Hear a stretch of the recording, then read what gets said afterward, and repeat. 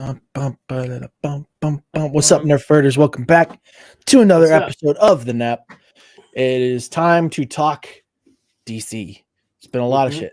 Not SDCC, just DC. It's been a lot of shit that's gone down. It's getting kind of crazy. And It is. The rumor mill is definitely out Yeah. there. But the difference between we're not real. I mean, we could talk about rumors if somebody brings it up, but the Warner Brothers Discovery had a Q2 investors call last week, and we guessed that they were going to be talking a lot about the future of Warner Brothers and DC and everything like that, and they talked about it a little bit. So that would be as it turns out, you guessed a little more correctly than I did, because there was one prediction in particular that stood out, and I don't know when we'll get to it. I don't know what you've got first up on the visuals, but I don't have any visuals first. I don't have any visuals. Things up as we talk, but well, yeah, we're just gonna wing this, guys. We're gonna wing it. But if you have something, we're just kind of going at it, you know. We're just kind of going for it. If you're watching, and you have something that you specifically want us to discuss. You know, I heard this or whatever. Let's hear it, and we'll try to talk about it. But how do you want to kick this off? Well, I mean, basically. So they had their earnings call, and this all kind of was preceded by us finding out that Batgirl was scrapped. Like, I think that was actually like the first bit of news. I mean, it was definitely the first thing that you brought up to me. It came out early in the week. Yeah, I think is a preemptive thing for this. I don't know if it was a leak or whatever, but yeah. And like, so I had an article here by Mashable, and it was basically what the HBO Max and Discovery Plus merger means for you. And this was as of today. Okay. And it was actually written by Alex Perry. That cannot be my cousin Alex Perry. That would be crazy. That would be doesn't work for Mashable. Would be the first I've heard of it, but his name is Alex Perry. It's not exactly the craziest coincidence. I guess he lives out in California. If I find that out, I'm gonna be losing my damn mind. It's not him. There's no way it's him. Okay. There's been a ton of articles that have popped up, but one of the predictions that you made was actually talking about whether or not HBO Max was still going to be a thing. And there was kind of in question, and I was kind of on the side where it's just like, no, they're like, it wouldn't make sense for them to take away the streaming service. And I was thinking of it from a point of like, hey, if it's another piece of revenue service, because like when all these streaming services started coming out, and everybody was talking about, it's like, oh, this is the death of the cable industry. We don't want to do cable packages anymore. It's like, yeah, it's true. You'll just have 14 different streaming services that you'll be signed up for. And it didn't make a whole hell of a lot of sense for me for them to be like, okay, well, we've already got Discover Plus, because that was what the merger was HBO was like basically going to be merging with Discover Plus. And I was like, okay, well, they'll kind of do what Disney and Hulu do right now, where it's just like a bundled deal. You can get Hulu, ESPN, and all that shit. Yeah. And it sounds like that's actually what's going to happen. It's basically going to be merged into a new streaming service. We don't really know too terrible much about it. We've got some, like they're doing some price comparisons as far as what is actually out there. I personally don't think that it makes a whole lot of sense for them to like merge the two into a single streaming service. I think it does make more fiscal sense for them to keep them separated, because if somebody wants both pieces of those, just offer them a bundle deal of some kind. Merging them both at a higher price point than what you would charge for them individually might actually be a bit of a wipe. I wouldn't recommend that personally, but I ain't in the business, so I don't really know what's going on. But the bigger question that kind of evolved out of all of this is like, okay, that's one DC project right out the window. And I didn't even know it was being made. It wasn't on my radar. So I wasn't exactly heartbroken about this. Batgirl. Yeah, no, I did not know. I didn't know how far they were along into it. I had heard that there was like talks of it, but I thought it was a show. Like I thought they were doing a show, but that kind of clashed with like the Batwoman thing that was going on, which I also wasn't watching. So this really didn't land for me. But that sparked a huge amount of talks about like what other DC projects might actually be going out the window at this point, because like you might even have the visual pulled up, but there was somebody pretty high up in this whole process who was saying, is like, hey, we're going to be focusing on quality for DC, which is like mind blowing to me that that wasn't the focus before. But yeah, that was kind of like the main takeaway is like, okay, DC projects are not a guarantee at this point anymore. And there's been a world of news around all of that stuff. So I mean, kind of like, let's start there. Let's start with like the DC projects that we know about, the ones that we know are actually coming, and kind of like the worry that you have. Like, so Batgirl out the window. And according to the rumor mills, a lot of it has been because of like their pre-screenings for the film have been shit. And that might have been the thing that spurred that line of we're focusing on quality. So he didn't. The screen here is nuts. He didn't. Is it not coming across right, or is it? Well, I'm seeing global powerhouse. You've got your global powerhouse screen up here right now, and it's maddening how many brands they've got tied to all this shit now. So yeah, this is some things like the 90 Day Fiance universe is interesting, but I could do away with that, but seeing some clips on YouTube, I'd be like, you know what? I might actually watch it just to make fun of it. I didn't realize there's a whole universe around it, but I do like this. Okay. I do like this layout of brands, franchises, iconic series, international. There was another thing that they released on top of this that has gotten some backlash and some not, that they, whether it was the audience demographics or not, but they said that HBO Max content skewed male and Discovery Plus content skewed female.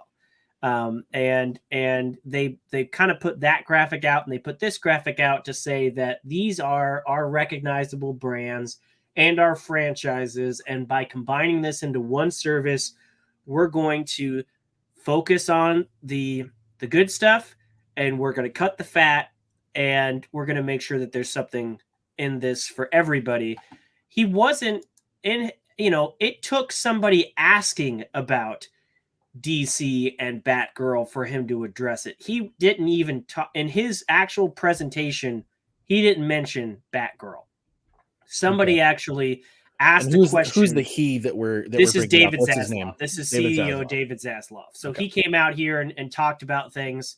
When asked about things like, specifically about Batgirl, he said the objective is to grow the DC brand and the characters, just as importantly, to protect the DC brand. We're not going to put out a movie unless we believe in it, particularly with DC. We're not going to release a film before it's ready. He went on to say that they are putting together a group to mirror the MCU and putting together a 10-year plan for DC. And amongst all the rumors, the only things that have officially been scrapped so far is Batgirl, Wonder Twins, and while it's not DC related, Scoob Holiday Haunt. I think there was a rumor that Gotham Knights, that really shitty looking show coming to the CW, was scrapped. But I don't believe that's been made official yet. So that could still be coming, even though I think that looks like shit. There's a lot of people suggesting the Supergirl movie is no longer coming. Well, the Supergirl movie was never announced. Supergirl is a character that is debuting in the Flash movie. They never announced the Supergirl movie. So who knows if that's actually going to happen? It could, but it was never announced to begin with.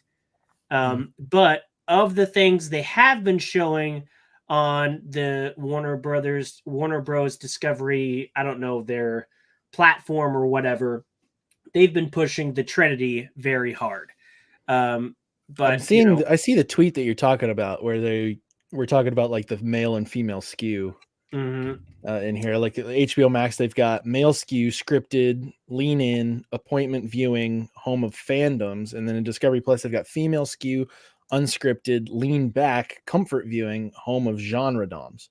And I was thinking about, because when you first said it was like Discovery skews more to a female audience. I was like, no, like that can't be right. But I remember why I stopped caring as much about Discovery, because it turned into a bunch of reality shows. Yeah. And I know that reality shows are generally a female dominated market, depending on the subject matter. Obviously there's going to be some that are aimed much more towards that, but like, I'm just trying to think of, like, I mean, 90 Day Fiance, I don't know if that was that Discover? Was that on Discovery? I thought that was a TLC show. Did Discovery buy out TLC?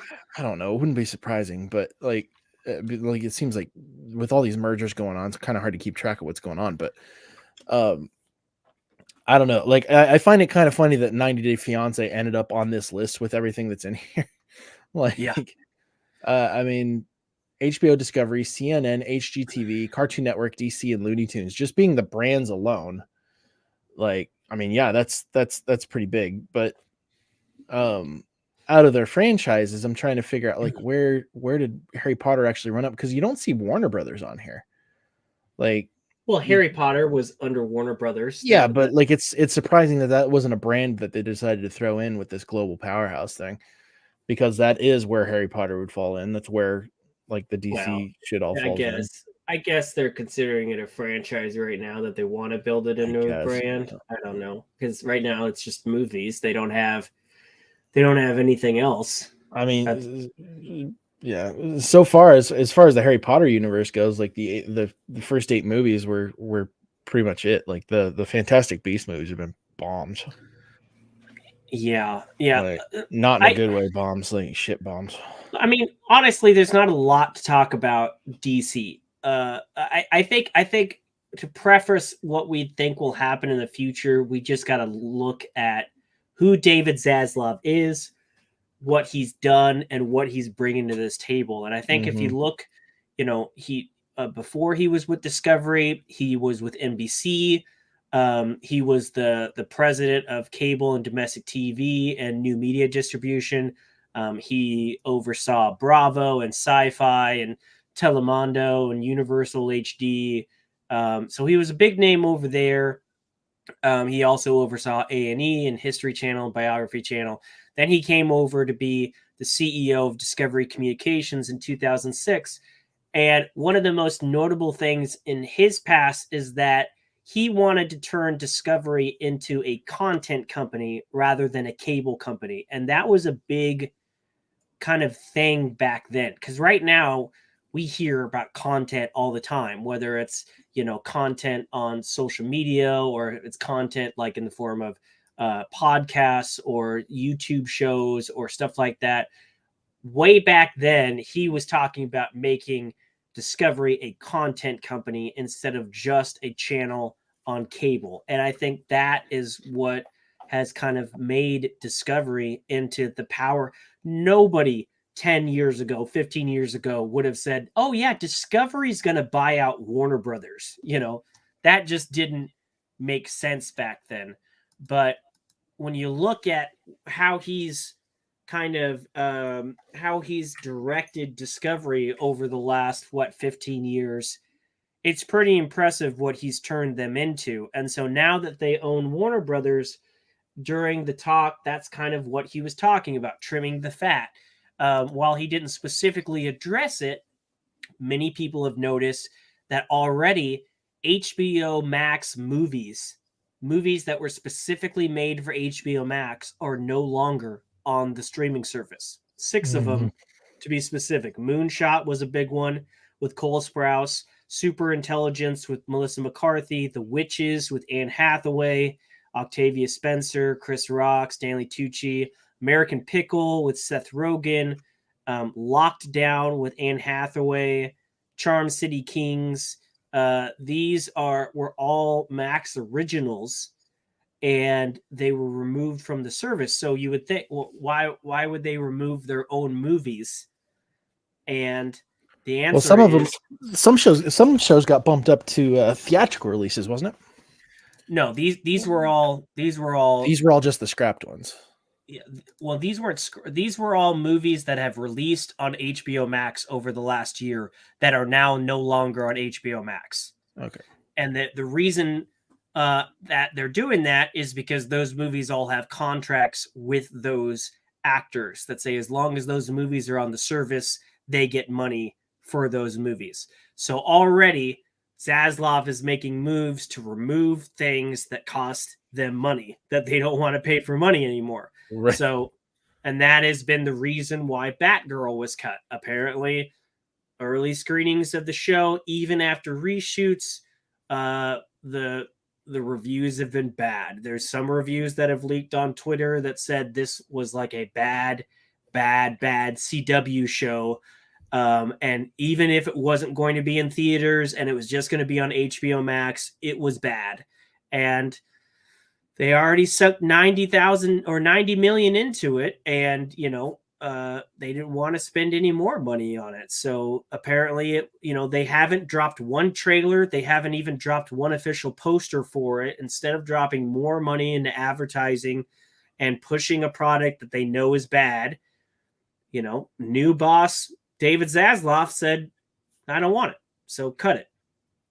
And I think it sucks because I was interested in that movie, but at the same time, from a business standpoint, I can understand why the new leadership wouldn't want the failings of the previous leadership. Well, especially given the track record of DC movies so far. I mean, they know what the history has been, and it's been a little shaky, to say the very least. Not to mention it's Batgirl. It doesn't have a previous history. There was 2 articles that came out this week, one from Coming Soon that said that early screenings of Shazam 2 got similar results, and early screenings of Black Adam got similar results. The difference between Batgirl and those properties, one has The Rock in it. That's guaranteed to make some amount of money. And the other one is a sequel of a very successful film. And they've both already released trailers, posters, advertising for it. So you could argue that Warner Brothers Discovery is more deep in the woods with those films than they were with the film they haven't advertised at all yet. I'm sorry. I'm scrolling through various stories here as well. There's a bunch of stuff that's come out as a result of all this. The CW show mentality seems to be such an attachment to the DC universe that they just cannot get away from anymore.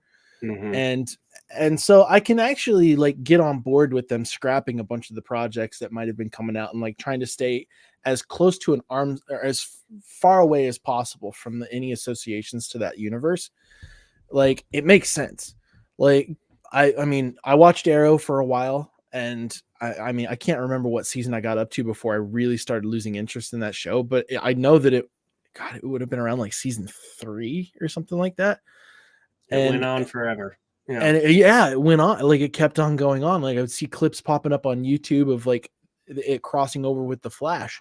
And I remember trying to get through a few of the first episodes of The Flash, but it was I don't think it was made by the same people.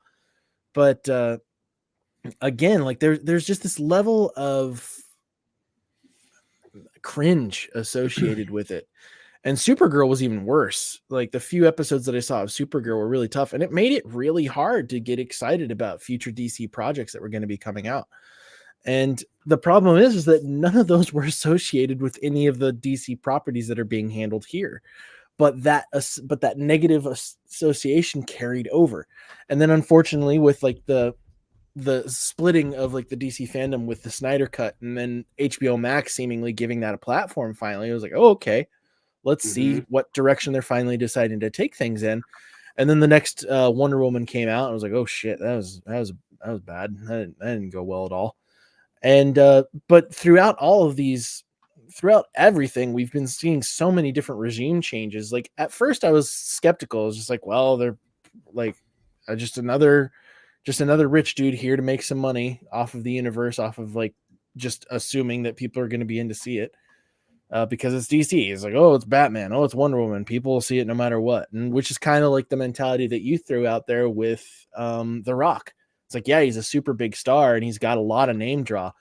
And the trailer actually does look pretty decent for it, but you're dealing with a DC character that not a huge amount of people are familiar with. So you're going to get like some diehard comic fans, and then you're just going to get some diehard rock fans who are going to show up to that movie. And if both of them end up being disappointed, like, I mean, like the further you nail into the coffin, it's like, how much further can you go? So I have a lot of praise for them actually pulling the plug on stuff like that. But unfortunately, there's a lot of stuff outside of their control that's occurring with even the properties that, I mean, so far it sounds like The Flash is still a go.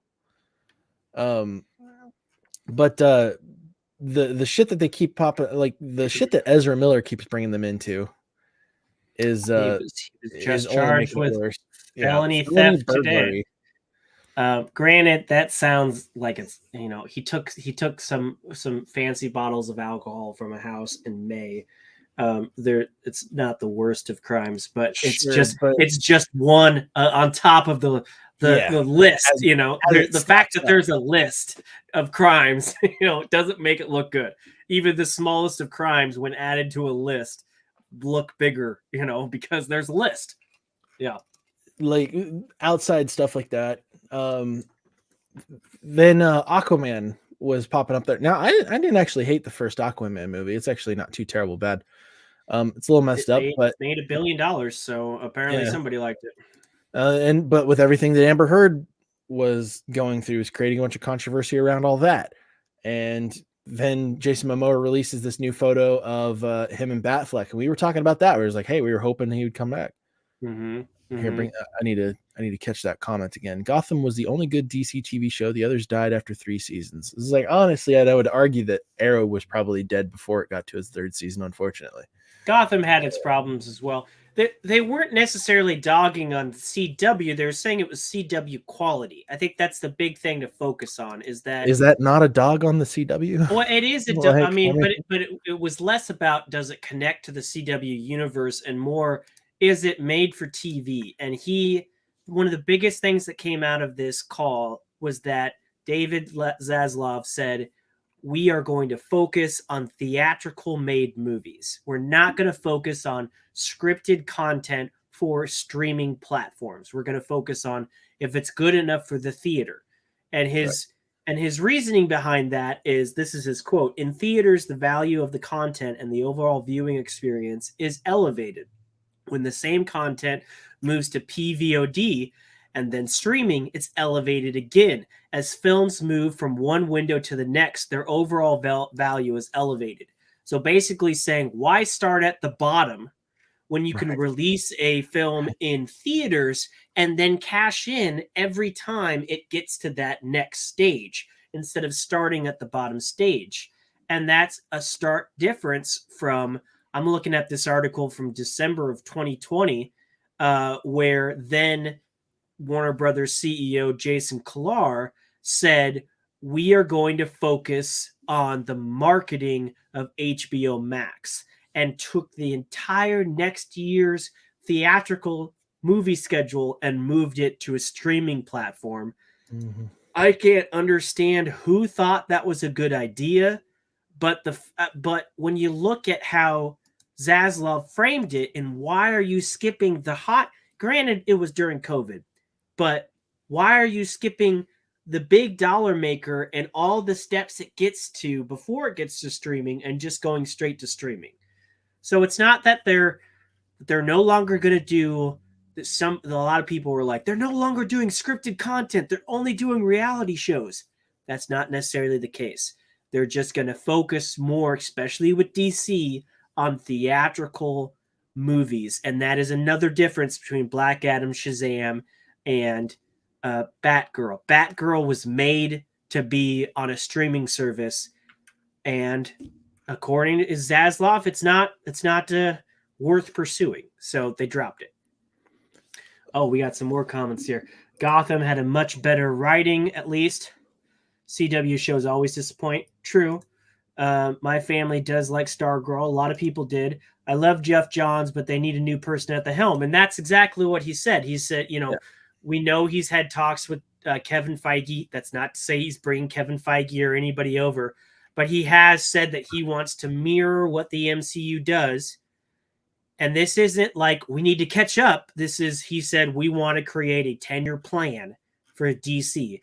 And I think that's exactly what we've all been wanting to hear. Whether they start new or there's rumors that they're going to base off the Snyderverse as the foundation and build off that. That's not called the return of the Snyderverse. That's just using that as a foundation. Whatever they decide to do, having a 10-year plan and focusing on quality content in theaters, I think that sounds like a good plan. And that could be the resurrection of DC films as we know it. That was always the comparison that was being made, right? It was like Marvel comes out, Kevin Feige jumps up on stage at a Comic-Con, and he's like, all right, here's our next phase. Here's our next phase of films. We've got all these things planned out, and he's given pretty much virtually zero information on any of them at that time. But there was always follow through. Like, there was always almost always follow through. There's certainly been some projects that didn't exactly go the way that they were intending on them going, but there was a concrete plan, as close to concrete as you can get in this industry, and they followed through with it. And that was always the comparison that was being made. And this comparison started way back in the Avengers days, like the very first Avengers film, where that was always the talk. It was just like, okay, Avengers came out, and then we're seeing a Batman movie, an Aquaman movie, a Wonder Woman movie after a Justice League movie. I was like, what are you doing? And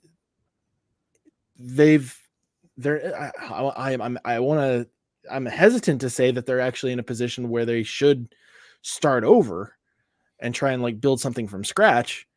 But at the same time, it's just like, what else do you like? I mean, considering the position that the DC cinematic universe is in, it's just like, I really don't feel like you could be faulted for trying to start from scratch at this point. But at the same time, I don't have a direction for them to go. I think the CW side of things should be completely scrapped. Like if they haven't already, like they've already announced the end of the Flash, and that seemed to be the show that was holding out for everybody. So I think the CW universe is on its way out the door. Yeah. Like that's the best route for them to go. Like, especially if they're going to be focusing on quality and they want to get away from CW level quality, which is absolutely a dig against CW, and it's a deserved one.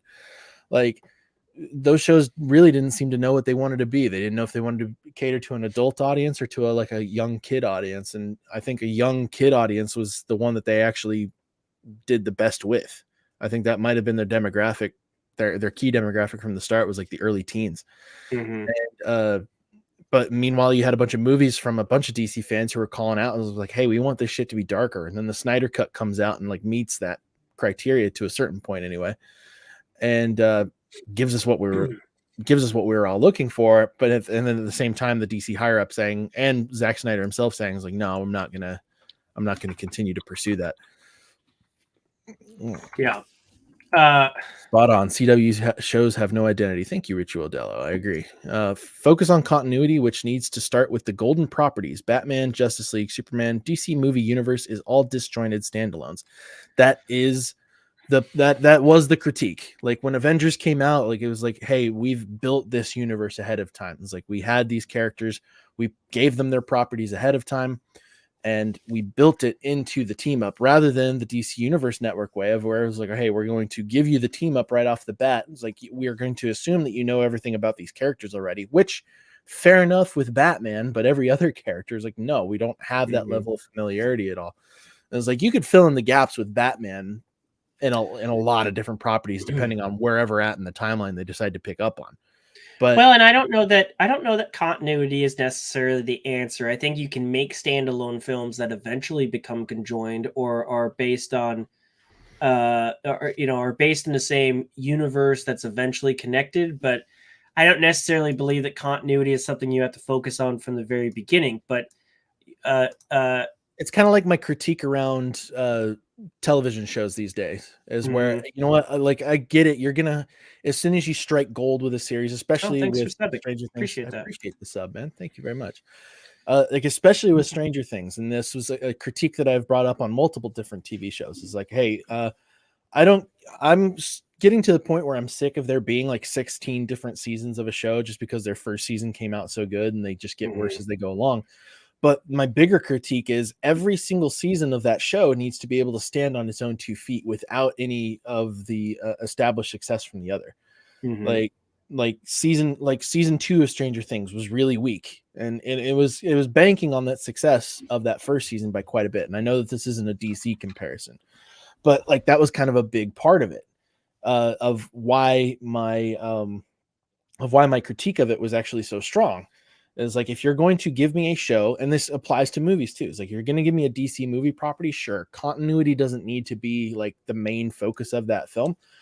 Kind of like how the Marvel Cinematic Universe has been in Phase 4. Like, I have my critiques there of Phase 4 in a big way, but those movies, some of those movies are actually doing a better job. Actually, I want to say that the shows are doing a better job, especially Miss Marvel, of standing on its own and not relying on all of the referential treatment of the other properties. Like, yeah, I mean, it's based off of Captain Marvel being there, but she's a young character as far as the cinematic universe comes in. Look at the Westworld first season, great. Then each season went into, yeah. So here's the thing. This is what a lot of people are like, why aren't they just starting from scratch and just, we still have The Flash coming out. We still have Aquaman 2, Shazam, Black Adam. Well, we don't know that those aren't going to be scrapped at the end of Flash. We don't know that they're not going to be pulled, but we know that of the order, I know the dates are still up in the air. The last one of those 4 films is Flash, and it is a Flashpoint style story. It's not Flashpoint, but it's inspired by Flashpoint. So something could happen in Flash that we have these films, and then it opens the door to start from scratch. And that's why they've sunk so much money into those properties that they're not ready to let them go. The thing is, the big thing that I'm excited about of all of this is that it does seem like Zaslav is putting in the time. He's looking at the future of this, because from what I've read, they brought on a lot of debt with this deal. They've, they are looking, they're looking to make money back and make money back quickly. And they're recognizing that DC, as problematic as it's been, is one of their biggest properties. They said, DC is at the top of the list. We are looking at the opportunities that we have broadly. DC is at the top of the list for us. You look at Batman, Superman, Wonder Woman, Aquaman. These are brands that are known everywhere in the world, and the ability to drive those all over the world with great stories is a big opportunity for us. We have done a reset. We've restructured the business where we're going to focus. There will be a specific team with a 10-year plan focusing just on DC. And that's an improvement over the previous regime, because DC was not its own department. Going back to the quote, it's very similar to the structure that Alan Horn and Bob Iger put together very effectively with Kevin Feige at Disney. We think that we can build a long-term, much stronger, sustainable growth business out of DC. And as a part of that, we're going to focus on quality. We're not going to release any film before it's ready. We're not going to release a film to make a quarter. The focus is going to be, how do we make these films in general as good as possible? But DC is something we think we could make better, and we're focusing on that. And I think that is a great statement. A lot of people have said, oh, they shouldn't be trying to mimic the MCU. I didn't read that in terms of them mimicking the MCU, other than that they're going to take it seriously, and that they're creating their own department, and that they're going to create a 10-year plan. There's nothing wrong with that. Right. I think if they're trying to mimic the MCU structure and storylines, that's a whole nother thing. But that's not what I got from that. I got that not only do they believe that DC is an important brand and property to them, but it's something they need to have their own team to schedule out the future. And I think that's a good thing. And having somebody like specifically at the helm dictating the way that any sort of any sort of continuity is actually plotted out is going to be wildly important at the same time. Yes. And if this guy actually takes that position, that's good news. Like that's finally a good bit of news, because that's what we've all been calling for so long. It's just like, hey, you guys have to find yourself a Kevin Feige. You have to find yourselves your own Dave Filoni, like the person who is actually like understands where that would actually go, like somebody who's been enriched in these comic stories for a really long time and has that level of connection to them. Coming back to something that they had actually mentioned, is where DC is actually their most valuable property right now. It's like, that is true specifically to like a subset of their content that's actually, I want to call it, still alive. Like Game of Thrones is like, just on the sheet that you've actually got on here out of franchises, you've got Batman, which does not have a clear direction right now. We've got Batfleck coming back in Aquaman. We just had Matt Reeves' Batman up and going, and that did really well. It's clearly a moneymaker for sure. Yeah, clearly a moneymaker, and always has been. Like Batman has generally been a pretty safe bet. It's barely DC anymore. It's more like Batman and Friends. Right. Batman is almost broken off on its own subset at this point. And then you've got Wonder Woman, which is questionable at best as far as where its future is going to be. I know that there was a Wonder Woman 3 that Patty Jenkins was still attached to. That so far has not been talked about in all of this DC work. We don't know if that's stopping. We don't know if it's going to continue going. So we have to kind of assume that it is still going. Superman kind of fucked right now outside of the TV show, which is supposedly still doing pretty well. The Superman and Lois TV show.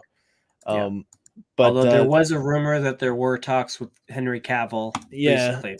And then there was a lot of anger that he did not show up at SDCC with any of the talks that they were going on about. And but in true like superhero actor way, he isn't talking. Like Cavill isn't speaking at all, which he shouldn't be. It shouldn't be coming from him. Shark Week is an obvious I don't think there's a person alive who's watched any TV at all who hasn't heard of Shark Week, but at the same time, like, I don't know that Shark Week has really got the draw that it used to.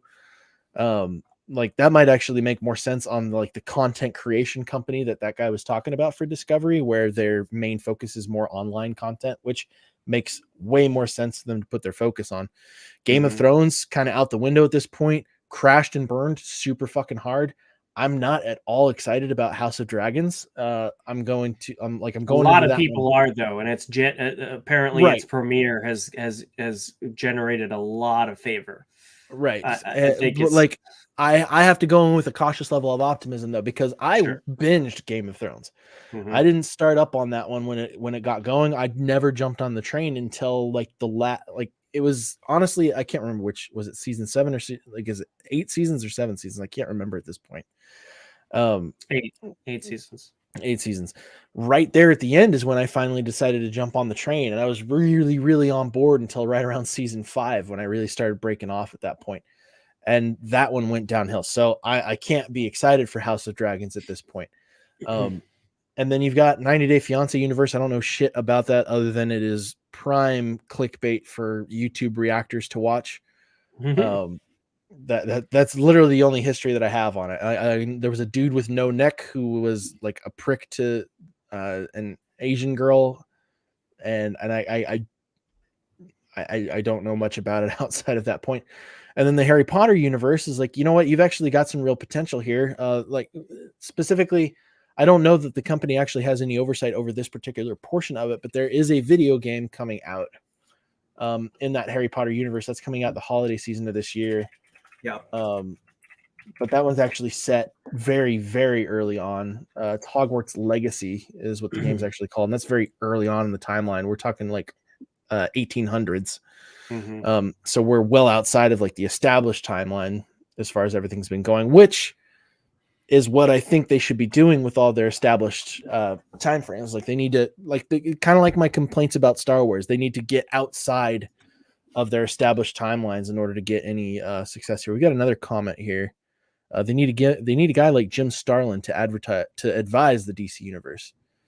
Thoughts? I don't know who Jim Starlin is. Neither do I, unfortunately. I'm gonna jump on that real quick. Jim Starlin, American Oh, visual artist. He's a comics artist, and he's been known for his Batman works, specifically a Death in the Family. You know, honestly, I think Oh God, yeah, he did a bunch of Marvel work. I don't know why here's that my didn't answer to confuse me. stuff like that. I think there's a lot of people, there's a lot of amazing writers and amazing artists that did a lot of amazing comics. But the MCU is not popular because one of those writers or artists is the one leading it. It's Kevin Feige. And Right. it's Kevin Feige and it's Jon Favreau. And have they worked with people that were involved in those comics? Yes. But I Absolutely. don't believe the answer for DC is to get one of the best DC writers or one of the best DC artists in charge of that. I think they need to be advisors. But clearly, Kevin Feige was not part of that camp. He was a nerd. He knew the business and he knew the background, but he wasn't. You know, Kevin Feige didn't write some amazing Avengers comic and then they said, "Oh wow, you did that great arc. You should run our film company," and that's how they got brought on. So I think we need to keep that in mind when we're looking at who should. But then again, he didn't say run the DC universe. He said advise the DC universe, and I think that could be a good thing. One of the other comments was, "Is Michael Keaton Batman still a thing?" In We terms of believe comic, so. Like he's still showing up in comics, the Flash movie. there's a current comic that's ongoing right now called Batman 89 that's brought him back. And I think that was to get people psyched for his return in The Flash. But he was also supposed to have parts after The Flash. He was supposed to be in Aquaman 2, which they are refilming those spots with Ben Affleck because of continuity. And he was supposed to be in Batgirl. And they've also said that they've gone back and done reshoots for the ending of Flash. So Michael Keaton may just be a one and done thing. It sounded like they were branching him out to be kind of like the godfather of the new DC, but now it seems Yeah, it was kind of exciting too. now it seems like he might just be a one and done thing for the Flash movie What if I it would ever comes out. what I would love to see, what I would love to see is a Michael Keaton playing Old Man Wayne and supervising the new Batman Beyond. I think jumping into the more futuristic side of things would actually be the I don't know, like if I was in charge, that's the direction that I would take, because you've got a I don't know, I want to call it like a less established. I mean, he'd even bring Kevin Conroy into that. Like he could play an older Bruce Wayne. He's shown up as Bruce Wayne in live action before. So it's not the craziest thing in the world. It would be great to hear that voice again too.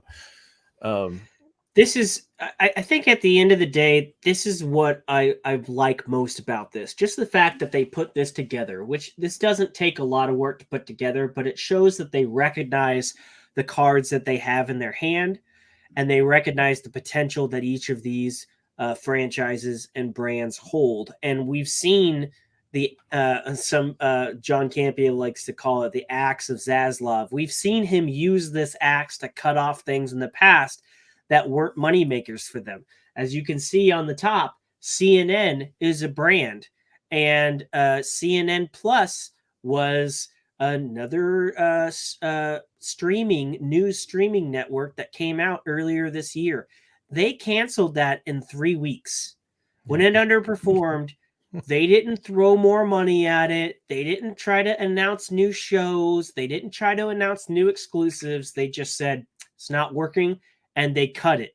And that was an expensive cut for them, but apparently they saw that they would lose less money if they just cut their losses. And I think when you look at things like Batgirl, I think there's also some legal thing for when deals like this are made. There's certain things that they can cut in the beginning and write them off. And I think I think a lot of people are like, oh, then just drop Batgirl on streaming. Well, they couldn't write it off if they did that.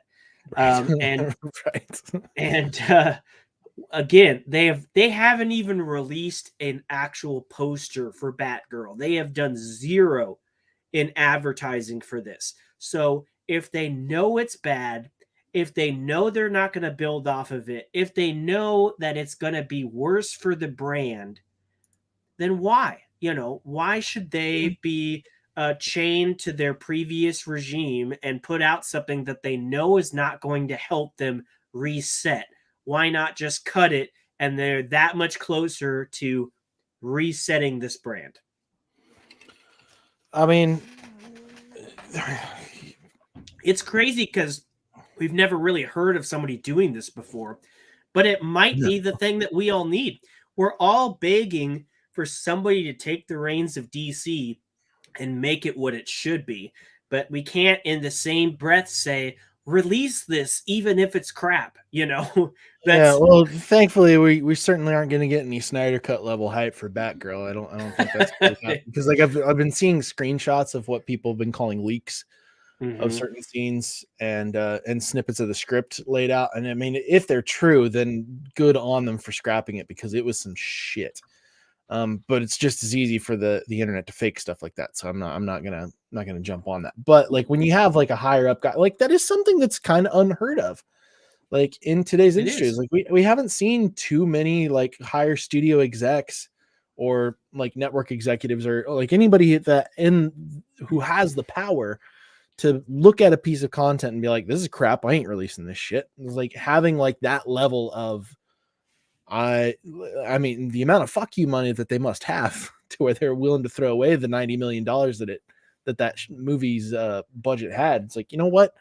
I actually respect it, because like, I mean, if you really wanted to, at the same time though, like if you really wanted to like make people believe that that's the direction that you're going and kind of like inject some new hope, like scrapping out a show is like it's kind of like the new boss coming into a job and firing like somebody on the first day just to establish some dominance. Like, yeah, I'm in charge here now. This is how things are going to go. And then like their projects, whether or not the projects that they were overseeing are shit or not, they're going to let those go through. It's really easy to get rid of something from a previous regime because you don't have any attachment to it. And then to see, like, it'll be interesting to see the first piece of content that has come out since the merger and since these teams have actually had that level of creative control. Yeah. And to see if that, like, I mean, this is really just a long-winded way of saying is like, okay, well, we'll see what you guys can do now. Right. It's like you're coming in here and making all these changes. Let's see what you guys are actually capable of. You have, apparently there's stuff coming out for us to watch through the end of next year. You have until then to be like, okay, now this is our plan to wow us. I do, and I don't know if I don't know if Kevin Smith was the first person to say this. I'm a huge Kevin Smith fan. But Kevin Smith and a couple other people have said it looks incredibly bad to scrap a Latina Batgirl movie. Leslie Grace, it was a big deal when she was cast as Batgirl. She's Latina, she's black, and everybody was like, whoa, that's different from the redheaded white girl character that we normally know as Batgirl. I don't, that could just be some straight up fucking virtue signaling that I'm not. Unless David Zaslav came out, which he didn't. So unless he came out and said, we're scrapping it because we don't think a black Latina Batgirl will work, then I think there'd be a problem. But that's not the case. And we don't know that the actual time we do see Batgirl, that she will be a white girl again, or that they might not ask Leslie Grace to come back. The fact of the matter is the film sucks. Would you rather have a bad film with a black Latina actress in it, or don't release it and have the chances be better for the future? Because, I mean, who do you want your representation to be?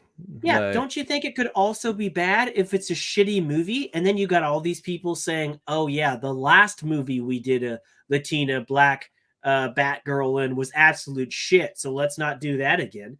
Because you know that's going to be what they would blame it on right off the bat. It's like, not that the movie was written poorly, not that the movie like had bad visuals or something like that. They're going to be like, well, it was because we took a chance with this racial bend that we did for this particular character. Like, Zaslav has said that they that she's a great actress and that they look forward to possibly doing something with in the future with her. Yeah. But, he hasn't come out and said, hey, we scrapped it because, we did a survey and nobody wants a black Batgirl, so we're not going to release it. That's not why they're dropping it. Yeah, and the guy didn't come out and be like, hey, my buddy David Duke was like, he wasn't super on board with the movie. So I was like, we've decided to scrap it. It was like, it's not, I don't think this is a situation where you can call virtue signaling on somebody who's saying, it's like, oh, this is why they scrapped the movie. It's like, no, this isn't some social justice crap. It was like, if the movie was bad, like that, like losing $90 million on something, like you got to have a damn good reason for it. And like in today's day and age where we are that level of accepting, thankfully, like seeing a character who has been I think I called it racial bending earlier instead of gender bending a character. Like racial bending a character is like nobody's gonna care. It's like as long as the character does a good job and as long as the movie is good, nobody's gonna care. But seeing the blame that they would end up catching if the blame that actress would end up going through if it was bad would be kind of catastrophic. These are Kevin Smith's full comments. He says it's an incredibly bad look to cancel the Latina Batgirl movie. I don't give a shit if the movie was absolute fucking dog shit. I guarantee you that it wasn't. They had more money to do Batgirl than they had to do an episode of Miss Marvel and stuff. I'm very that's not a fair comparison. Yeah, that's the end of his statement. Just because they had, look, I'm not going to try to school Kevin Smith. He's very much to his own comments. I agree, it looks bad, but I also think that maybe you should be more bad at the previous regime. They announced her. They got everybody prepared for her. I was excited to see her. And then apparently they wrote and filmed a fucking shitty movie around her. Doesn't matter how much money you put into it. It can still be and look bad. Yeah, the big thing here too, that previous regime probably knew way more in advance than the public did that this merger was going to go through and that there was going to be a lot of big changes. Like and they've already done significant reshoots to try to fix it. And even after that, Zaslav's team still felt that this was a piece of shit film. So, but if you're told that you're going to lose your job at a studio that you've worked at for who knows how long, and they're like, hey, we're going to do some research on this project that you already put some time in. It's like, I understand. It's like, you're not going to have your job after this. It was like, how many people mailed it in for their actual, for that final performance of their duties? Is like, I don't want to blame the crew at all for the movie being bad. It's like, it's going to come down from the top. I'm specifically talking about like the top down people who were in charge of maintaining those projects, maintaining the projects that were actually going to be produced, that they had already announced. Like you said, they had already announced, they had already like put a bunch of hype around, and then they dropped the ball because they got told at one of their shareholders meetings, was like, well, we're not going to have control over this that much longer. So if it bombs, we don't give a shit. And then the new regime comes in, they're like, wow, this is crap. It's like, because in a movie making process like that, like the amount of people that had their eyes on the script. So if it was a poor script, like multiple people will have seen it at that point.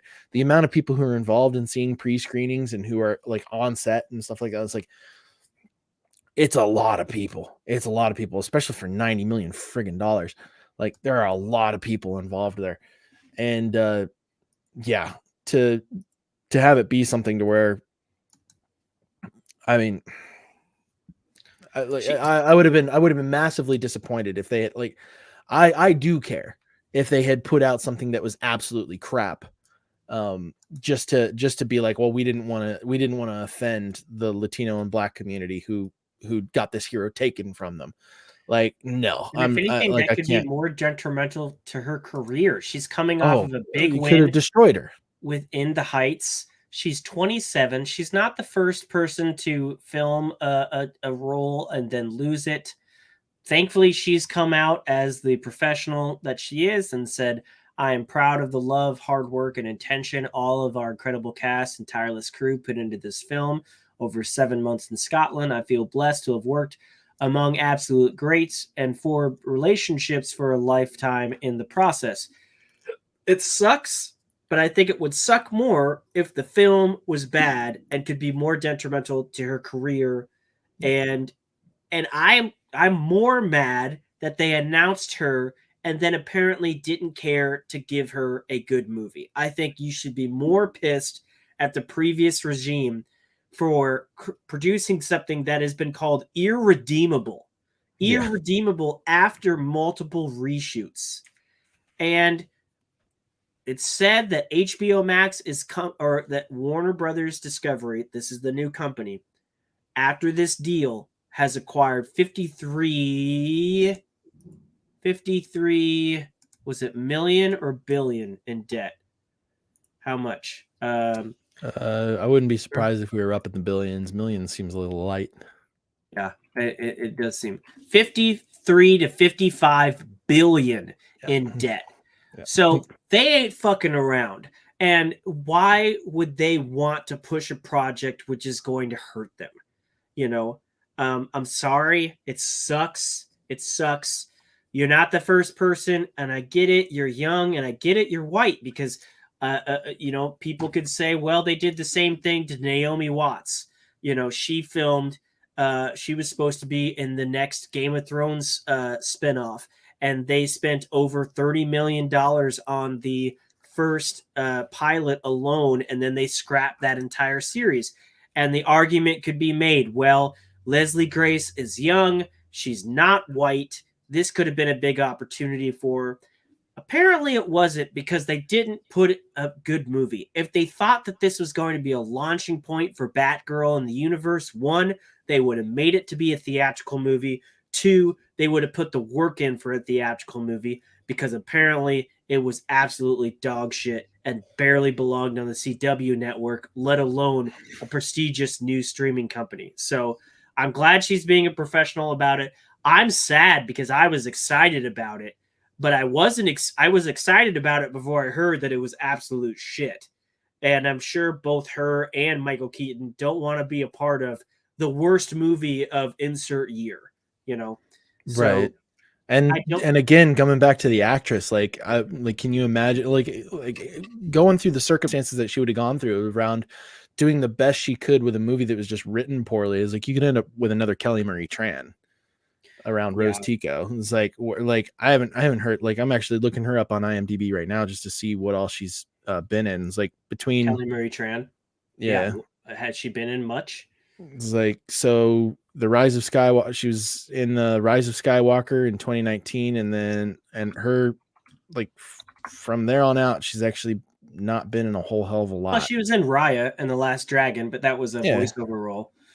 But I mean, her thing was two-pronged. One, her character was written shitty in a shitty film, and then two, racist exists. And so I think that could have easily been that is the perfect formula for something that would have happened here. Yes, and Leslie Grace certainly doesn't deserve that. No, and neither did Kelly Marie Tran either. Neither of them do. But here's the thing. David Zaslav never said Batgirl's never happening and never will. We will not have a Black Latina Batgirl in our universe. He just said this film ain't happening. He said that they're open to working with her in the future. Maybe if they do come out with a Batgirl, they'll bring her back for it. We don't know that that's not going to happen. We just know that this turd isn't going to be released. And, it stings and it's upsetting. But when you look at the grand scheme of things, this could be what I think we all want. Other than the DC haters that just want DC to burn, I think the majority of us want them to actually have a chance at being as great as they could be. And it sounds like Zaslav is the person that could get it done, that could at least form the team to get it done. We won't know until probably about 2 years. But I'm excited. I'm very excited. I think if they're going to bring out Batgirl again, like the best time for them to do that would be after you've had a few iterations of Matt Reeves's style of Batman, and we've gotten her as Oracle. We've gotten to see, first of all, Jim Gordon in that movie was another black man. And so like it would he like wasn't going to be in the Batgirl movie. It was going to be J.K. Simmons, wasn't it? I don't know about that. Like I said, I didn't know too terrible much about Batgirl at that point in time, but it would make sense. Like her parentage, it would make perfect fucking sense at that point. Like, yeah, J.K. Simmons was her dad in the Batgirl movie, so that's strange. That's different. That is strange.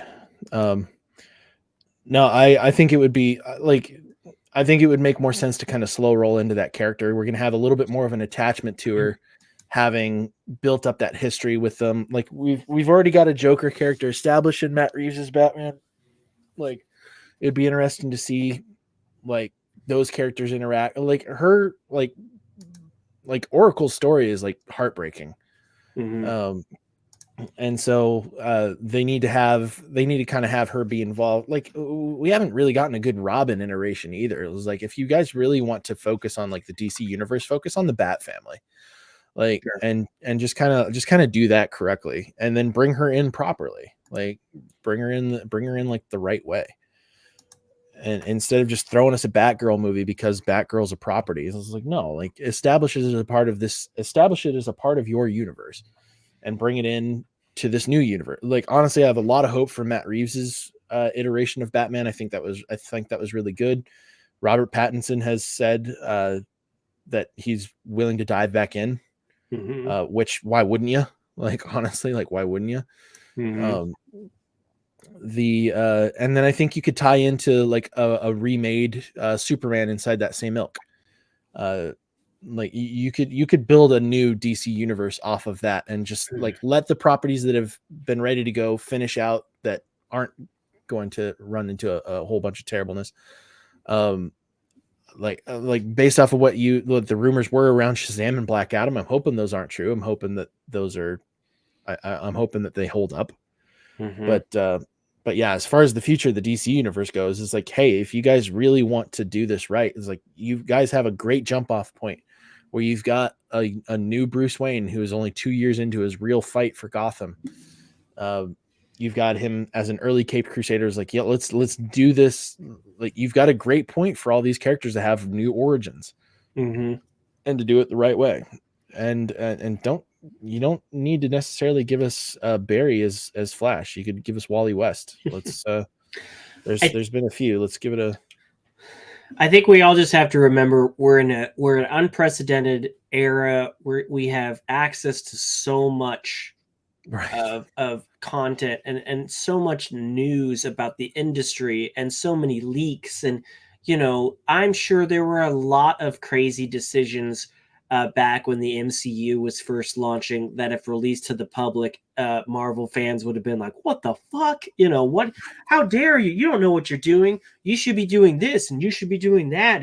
And Stan Lee should be running the whole department, and all that stuff. And but MCU, Stan Lee might have been the first person to tell you that he doesn't have the energy to do something like that either. So like They took the time, they put money into it, they put the right people behind it, and they took their time. And time being the key word. Like, and Warner Brothers back then, they took their time with Batman at some point, and they reinvented Batman, but they did that without the foresight to make it into a universe thing. And then they tried to kind of, then they saw MCU's grand scheme and said, all right, let's try to, crowbar our own universe out of this Man of Steel film. And it just fell apart. It fell apart. And I don't think they had a 10-year plan. And I don't think they had patience. And I don't think they had the right people to say, hey, we need to take this slow. We need to make sure everything we're putting out is quality.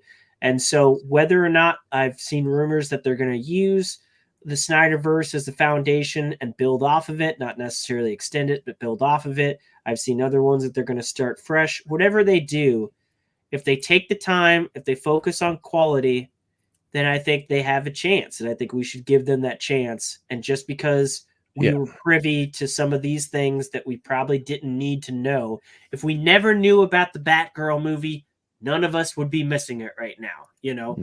And none of us have seen it. And it was way too early for us to have found out about it the way that it was either, too. Yeah, and I am not one of those people that says we as fans deserve it and we have a right to it. Just because I think people just assume that because you have streaming, you can afford to put whatever you want on streaming. Streaming costs money too. Streaming isn't just this free area where they could drop things and it doesn't cost them any money. They'd still have to advertise. They'd still have to do things. It's not like Streaming's more Leslie expensive. Grace. Right. Like, It's streaming not, is vastly more expensive because there isn't nearly the profit return. and it's not like Leslie Grace didn't get paid. She did get paid, and she's not the first actress to have a role that never sees the light of day, Right. but Yeah. got the paycheck. She'll be fine. Let's not try to make this a thing for her or Latina actors in general. Although I do see some of the people saying, why does her movie get scrapped, but Ezra Miller and all of his ridiculousness doesn't get scrapped? I can see the financial answer to it, and if it's just about that, then I guess it's just about that. But I can't wait for that film to release, only because I want to see how they advertise it. Like, would he even be invited to the red carpet? Is this going to be the first time in history that the star of the film isn't allowed at the press junket? Like these are things that I think about. Like it's crazy. I think if anything, that movie still might that movie could still be on the chopping block because it was supposedly going to be at the end of all of this shit. Yeah, and like if enough negative press comes their way, like that, it could still hit it. Like that's the thing. Like we're so early on in this. Like this was like the first real big move from this regime change. Like there's still a lot that could happen. Like there's still so much that we don't we don't even know how much of the discussions they've even been able to have around the Flash movie, because again, it is so late in the timeline, and every single conversation that they've probably been able to have about it has been like, fucking shit, Ezra, what do you keep doing this shit? Yeah. All we know for certain is that the screenings of the film that have existed have come back to very, very high praise. But at some point, people like Zaslav and his team have to do the whole balance thinging. And okay, it may be a great film, but is the fallout worth it? And if if the laundry list of offenses from Ezra keeps on coming, then the is it worth it might outweigh the quality of the film. I mean, the film could be a great film, but unfortunately, he's the star of it. I gotta see if Ezra Miller even has a Twitter account, because he could be just a few tweets away from fucking the whole thing into the dirt. I don't think he does. I think he does. Fucking better not. I think he had an Instagram that he took down after he was posting things like "You can't catch me" and stuff. There's a Twitter account on here called @Behavior Watch, and the name of it is "Was Ezra Miller a good boy today?" There's other stuff saying he has a cult in Scotland. That dude's just, I mean, when We Need to Talk About Kevin came out, I was like, this is a brilliant movie, and Ezra Miller did great in there, and I had high hopes for that guy. But yeah, I don't know what's going on with him, but he just keeps on torpedoing his life, and eventually it's going to catch up with him. One of the tweets on this account, this is June 12th. Ezra Miller hasn't groomed a child in almost 4 days. Fuck. I don't know if it's past the point of irredeemable, but he just keeps on adding logs to the fire, and eventually it's going to come out to be something that isn't small. Taking a couple bottles of liquor, that's not crazy, but eventually it's closer we get to release. It'll be interesting to see what comes out of the woodwork, because people are doing nothing but digging into this guy's past now. Yeah, and he's done violent things before. He's choked a person at a bar before.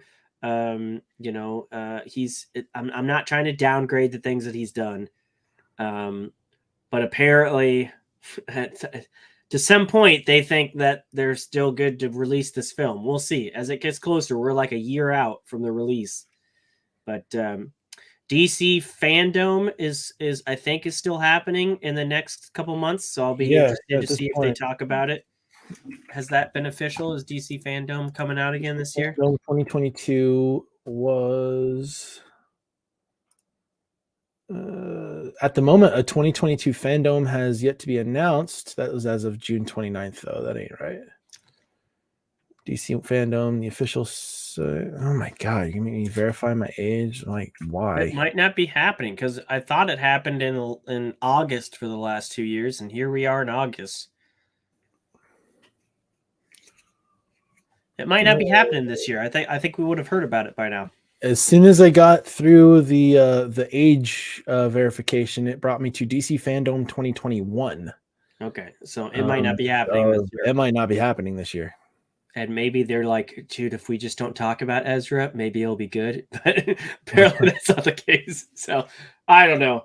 I think we've talked this to death. I think it's a waiting game at this point. Yeah, I think we're done.